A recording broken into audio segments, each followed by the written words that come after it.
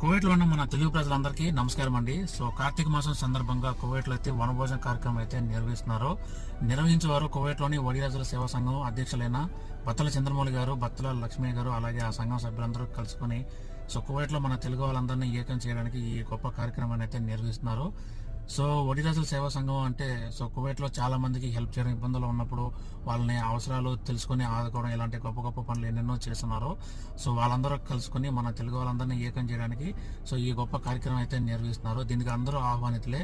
కులాలకు మతాలకు అతీతంగా ఈ కార్యక్రమం అయితే జరగబడుతుందండి. ఎలాంటి బ్యాడ్ కామెంట్స్ అయితే పెట్టొద్దు. సో దీనికి వచ్చేసి మీ ఫ్యామిలీస్తో, మీ ఫ్రెండ్స్తో అందరూ రండి. సో ఈ ప్లేస్ వచ్చేసి కువైట్లోని ఒమరియా గార్డెన్, ఇది పబ్లిక్ గార్డెన్. సో ఇక్కడైతే జరగబడుతుంది. తేదీ వచ్చేసి నవంబర్ 22, సో 2024, అంటే రేపే శుక్రవారం రోజున. సో ఉదయం 10:30 నుంచి సో మధ్యాహ్నం 1 గంట దాకా ఈ కార్యక్రమం జరగబడుతుంది. సో అందరు రండి, ఇవి చేయండి. ఈ కార్యక్రమం జయప్రదం